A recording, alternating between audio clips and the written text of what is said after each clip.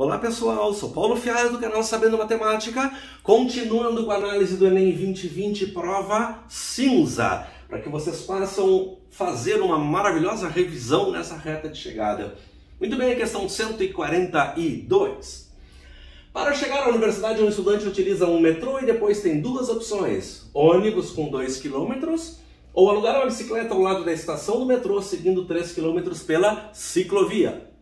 O quadro fornece as velocidades médias do ônibus e da bicicleta em quilômetros por hora no trajeto metrô-universidade.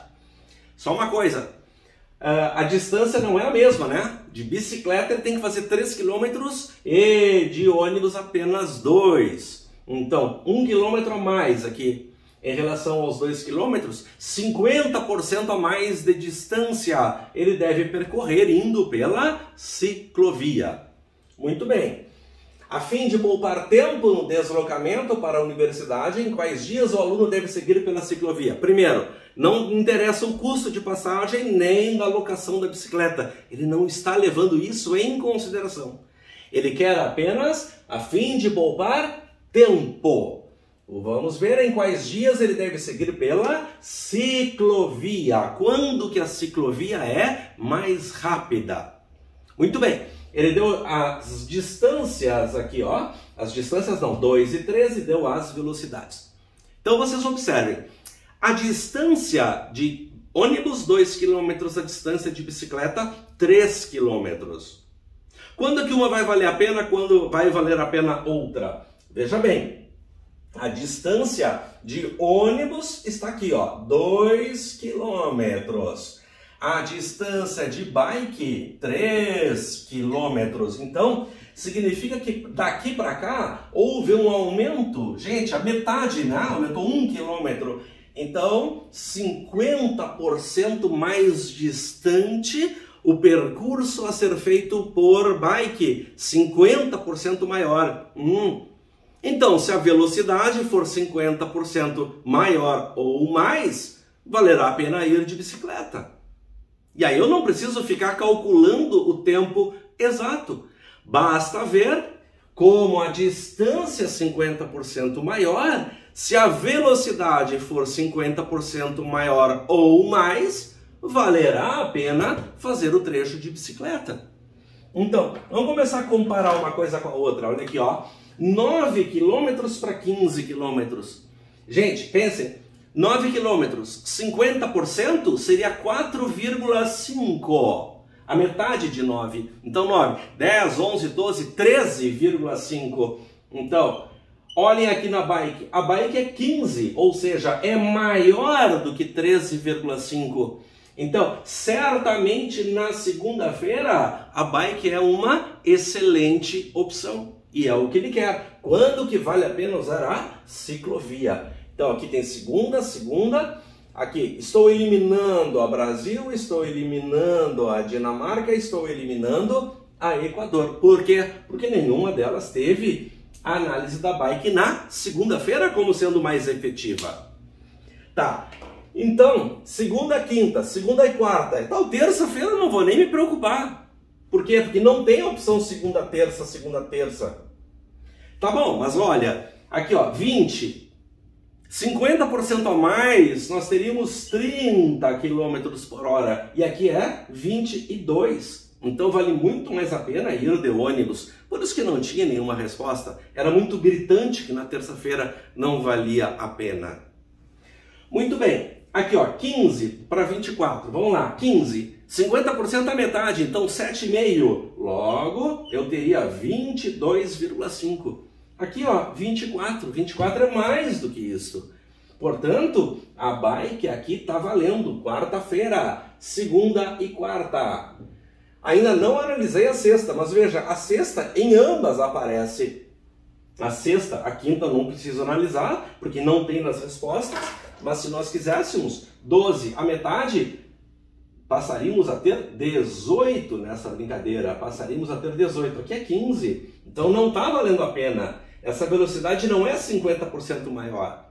Aqui, 10 para 18, 50%, né? Passaríamos para 15. Comparando aqui, ó, 18. Portanto, essa velocidade está valendo muito mais a pena. Bom, e no sábado, vamos ver, o ônibus anda a 30. O ônibus do sábado consegue tocar muito. Claro que a bicicleta a 16 não vai valer a pena, certo? Então, observem, se nós fôssemos começar a fazer aquela análise, velocidade é distância pelo tempo. Deixa eu escrever aqui, ó. Se nós fôssemos começar a brincar, velocidade, a variação da distância pelo tempo, conceito lá da física. E aí eu preciso analisar o tempo, eu vou ter o tempo como sendo distância dividido pela velocidade. E aí eu teria que fazer o cálculo em todas as alternativas. Claro que dá para fazer por aqui? Dá! Mas eu estou tentando te mostrar também aquele viés de uma análise mais rápida. Uma análise mais rápida. Então aqui, ó, distância pelo tempo. A bike são sempre 3 km. Perdão, distância pela velocidade. A bike eu tenho 3 km. Então aqui eu teria 3 dividido por 15, 22 por 15, 24 por 15. Perdão, falando bobagem. A distância é sempre a mesma. 3 dividido por 15, 3 dividido por 22, 3 dividido por 24. E comparando uma situação com a outra. Qual vai ser maior, qual vai ser menor? Entre esses números que aí estão. Vamos lá. Na segunda-feira, eu teria a distância do ônibus. A distância do ônibus, 2, dividido pela velocidade, 9. Isso aqui é do ônibus. E aí, em termos de bicicleta, a distância são 3 km pela velocidade de 15. 3 dividido por 15. E aí tu vai analisar qual desses que é maior, qual desses que é menor, como tu queira falar. Como eu quero ver ciclovia mais rápida, valendo a pena ciclovia, eu teria que pensar na bicicleta. 3 sobre 15 é maior ou é menor do que 2 dividido por 9? 2 dividido por 9, isso aqui inclusive é uma geratriz de dízima periódica, 0,22222222, né? Que seria o 2 nonos. 3 dividido por 15, posso simplificar todo mundo por 3. Isso aqui vai dar 1, olha, todo mundo por 3, isso aqui vai dar 1 quinto. E este vai dar 0,2 cravadinho. Então, 0,2 é menor do que 0,2222. Então, este tempo é menor do que este. Logo, vale mais a pena na segunda-feira tu ir de bike. Muito bem. Tá, eu não estou a fim de fazer a conta. Digamos que eu não tenha identificado que era uma dízima periódica. Não tenha me dado conta daquilo lá.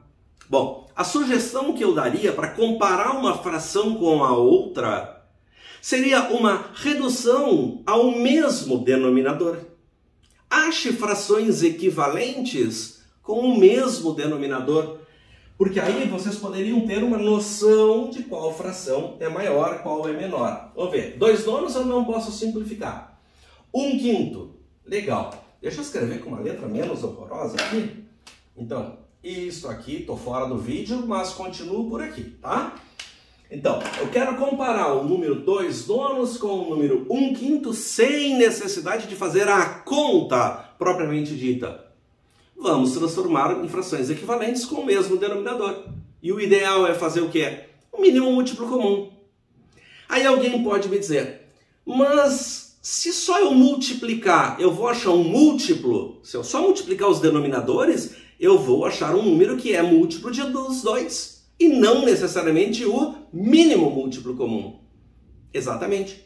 Seria muito mais fácil, muito mais rápido do que ficar procurando necessariamente o mínimo múltiplo comum. Então, vamos lá. 9 e 5. 9 e 5, 45. Então, digamos que eu queira transformar as duas num denominador 45. Poxa, o 9 virou 45? Ele multiplicou por quanto? Ele multiplicou pelo 5, aquele lá. Poxa, então aqui eu tenho que multiplicar pelo 5 também. E aí eu teria 10 45avos. O 5 para virar 45 eu multipliquei por 9. Então o 1 também tem que multiplicar por 9. E aí nós teríamos 9 sobre 45. E isso seria uma situação rápida de fazer. Claro que o mínimo múltiplo é o próprio 45. Mas digamos que não fosse um outro número esse denominador. tá? Então aqui eu reduzi, não necessariamente ao mínimo, mas a um denominador comum, beleza? Isso acho que seria uma forma bem rápida de comparar uma fração com a outra. Fica a dica, tá? Vocês podem fazer por qualquer caminho. Claro que esse só do percentual eu acho que seria a mais rápida de todas. Certinho? Beleza, então, valeu! Curte o canal, te inscreve no canal se não está inscrito, curte esse vídeo para ganhar relevância. Marca, por favor, o sininho para receber notificações de outros vídeos. Certo? Valeu! Abração!